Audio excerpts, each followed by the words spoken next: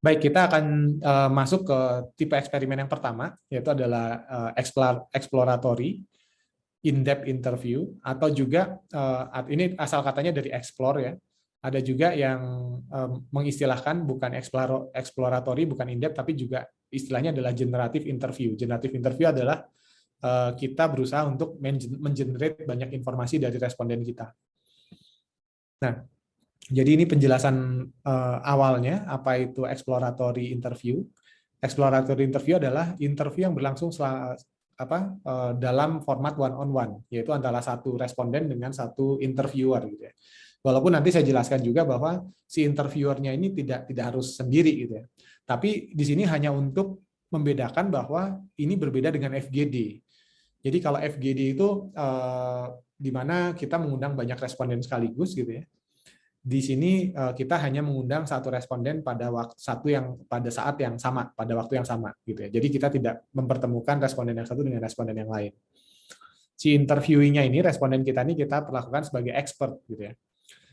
Nah, jadi ketika kita melakukan eksperimen interview, yang menjadi expert adalah responden kita. Walaupun misalkan kita nih ahli di bidang itu ya.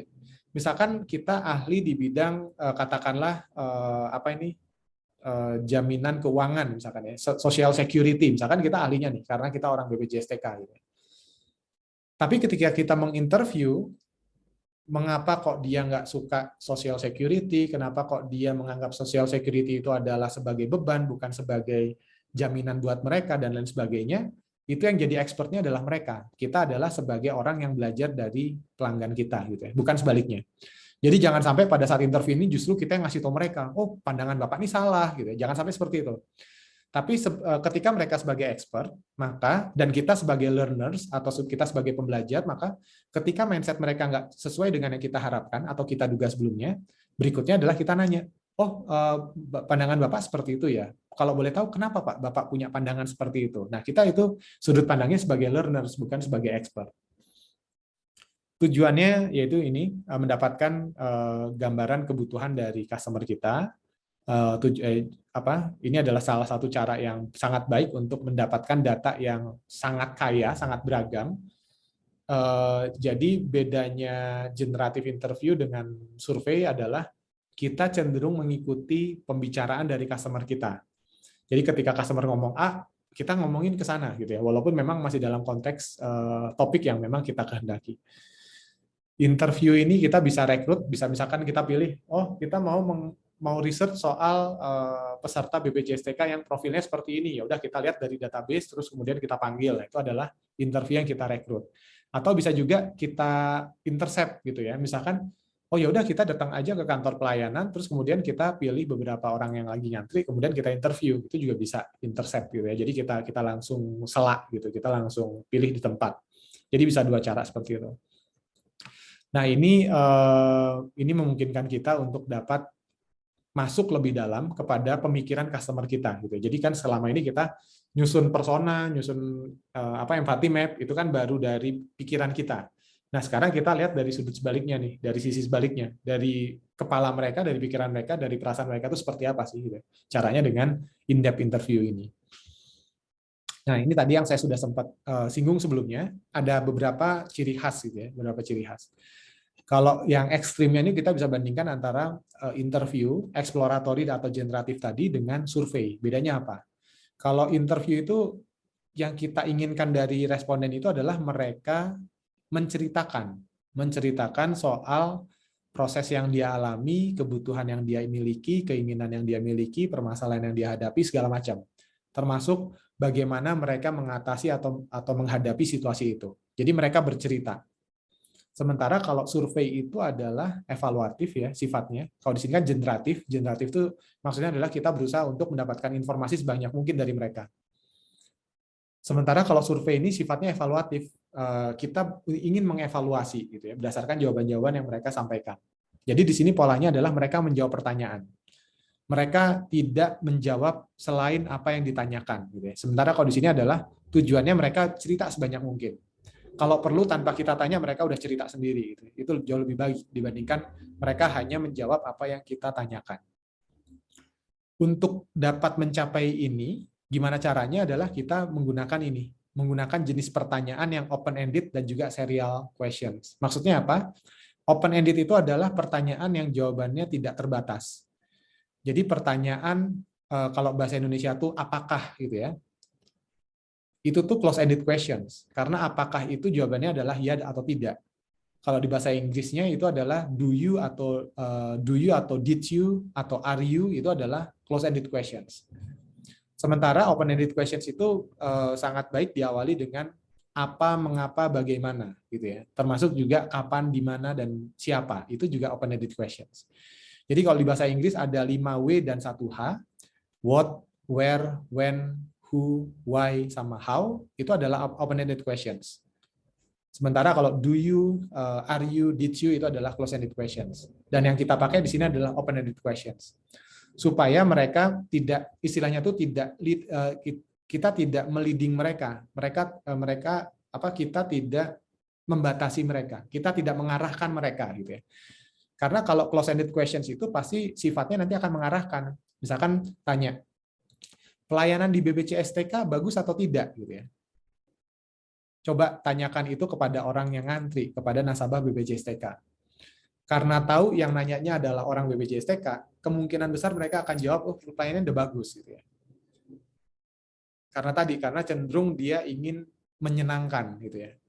Kecuali kalau memang dia lagi ngantri banget, lagi capek banget, ya baru dia cerita yang sebenarnya. Tapi itu pun nggak kita harapkan, karena itu leading questions. Kenapa kita hindari leading questions? Karena akan membatasi kita untuk mendapatkan informasi yang sebanyak-banyaknya, gitu ya. Apakah pelayanan di BPJSTK bagus atau tidak? Ya dan tidak. Tapi kita nggak tahu kenapa dia jawab ya atau kenapa dia jawab tidak. Kita nggak tahu. Makanya kita di sini tanyanya pakai open-ended question supaya komplit jawabannya, mereka lengkap. Lalu ada terminologi serial questions. Maksudnya serial questions ini apa sih? Serial questions itu lawannya sama ini nih, fixed flow of questions. Jadi kalau di survei itu pertanyaannya biasanya udah baku. Setelah pertanyaan nomor 5, pertanyaan nomor 6-nya ya udah itu, udah pasti gitu ya. Memang ada beberapa survei yang bisa loncat tergantung dari ini. Tapi setelah loncat pun nanti flow-nya sama juga gitu ya. Jadi ragamnya tuh kalaupun ada ragamnya tuh terbatas. Tapi kalau di serial questions, pertanyaan berikutnya itu tergantung dari jawaban sebelumnya.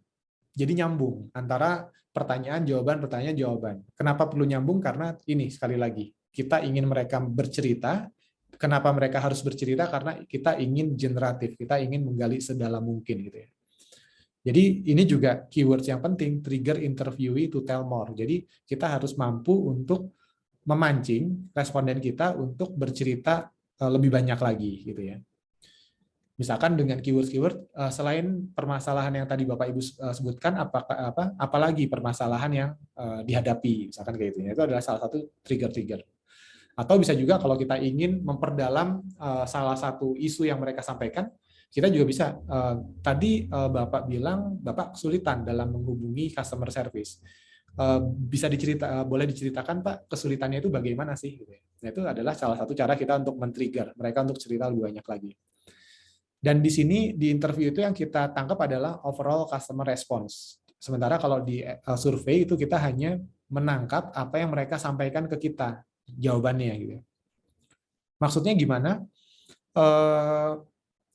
Ketika interview ini dilakukan oleh orang yang sudah berpengalaman ya, misalkan atau contohnya gini aja deh, Mata Najwa ya, Najwa Shihab. Najwa Shihab itu adalah seorang interviewer yang sangat baik ya.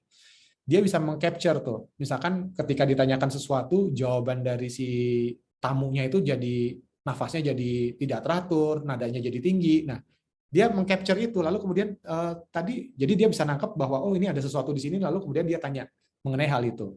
Kadang-kadang eksplisit juga. Misalkan tadi ketika saya tanyakan itu suara Anda meninggi, apakah ada sesuatu di situ, misalkan kayak gitu. Apa maknanya itu buat Anda segala macam, itu macam-macam. Jadi intinya adalah kita bukan hanya menangkap kata-katanya, tapi kita juga menangkap responnya gitu ya. Karena bisa jadi ketika ada sesuatu yang sangat berarti bagi responden kita, mereka akan bisa menimbulkan dampak kepada katakanlah tadi intonasi atau nafas gitu ya segala macam atau gerak tubuh itu yang di luar kebiasaan yang bisa juga kita maknai gitu ya. Jadi kita juga harus bisa melihat itu.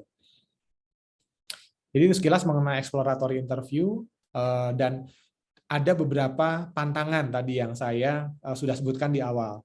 Kenapa ada pantangan? Karena interview ini sangat rawan terhadap terjadi false positif gitu ya. Jadi biasanya ketika pertama kali inovator melakukan interview kepada responden mereka, biasanya respon pertamanya adalah, oh ya Pak, ini problemnya valid. Kita sudah interview dan betul problemnya valid. Gitu ya. Tapi kemudian baru ketahuan setelah berapa saat, setelah mereka melangkah ke tahap-tahap berikutnya, baru ketahuan bahwa ternyata problemnya nggak valid. Kenapa tadi? Karena terjadi false positif. Atau bisa juga ketika mereka sudah interview, baru kemudian tahu bahwa, oh pada akhirnya ini nggak valid nih problemnya.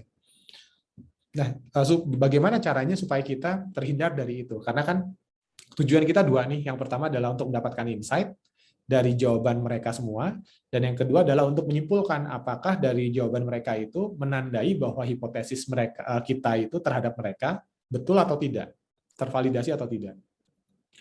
Nah, supaya hasil validasinya dapat terjaga, ini ada beberapa tips ya. Yang pertama adalah kita nggak boleh menanyakan sesuatu yang kita tidak boleh menanyakan meminta mereka untuk berpikir satu kondisi teoritis yang terjadi di masa akan datang. Jadi kita nggak boleh nanya misalkan, misal nih Pak, suatu saat Bapak kecelakaan kerja, lalu apa yang Bapak harapkan dari BPJS-TK? Nah itu nggak boleh. Kalau dalam konteks ini gitu ya. Karena kita meminta mereka untuk membayangkan di masa akan depan, di masa yang akan datang. Kenapa? Karena dalam konteks validasi, apa yang mereka ucapkan itu belum tentu akan mereka lakukan.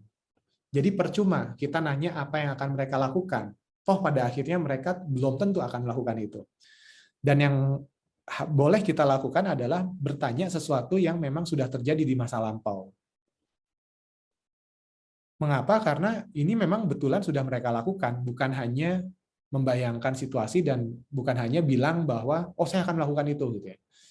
Misalkan ya gampangnya ginilah, berapa banyak pejabat yang bilang bahwa mereka nggak akan korupsi gitu ya. Tapi pada akhirnya pas sudah jadi pejabat ya cukup banyak yang jadi yang korupsi gitu ya. Jadi itu, dan banyak juga kasus contoh-contoh konteks yang lain gitu. Banyak kita cenderung mudah untuk menyampaikan niat kita, keinginan kita, tapi pada akhirnya kita tidak melakukan itu. Dan yang kedua adalah tahan dulu solusi kita. Jadi jangan gatel, jangan nggak sabaran untuk cerita soal solusinya. Di sini kita hanya boleh bertanya soal permasalahannya dia, jobs to be done, problems, gitu ya, konteksnya segala macam, itu boleh. Tapi kita nggak boleh nanya ini. Kenapa? Kalau nanya ini ya lagi-lagi sama gitu ya. Misalkan saya mau bikin saya mau bikin tas nih, ini gambarnya kayak gini, menurut ibu bagus atau enggak? Itu si ibu-ibu pasti bilang bagus. Karena kalau dia bilang nggak bagus, gitu ya, itu artinya menyakiti hati kita. Atau kita tanya, Bu, ini tas ini kalau saya jual 100.000, menurut ibu mahal atau murah? Kalau dia jawab mahal, nanti bisa jadi dia takut kita berpikiran bahwa dia nggak mampu, gitu ya. Atau dia takut kita berpikiran bahwa dia pelit, misalkan seperti itu. Jadi banyak hal. Jadi kalau mengetes solusi itu ada lagi caranya. Kita jangan pakai cara interview karena false positifnya pasti akan tinggi. Jadi kita di sini tanya problems dan juga apa yang mereka sudah alami di masa lalu ya, kurang lebih itu. Baik, kurang lebih itu penjelasan singkat mengenai exploratory interview itu seperti apa, atau generative interview itu seperti apa.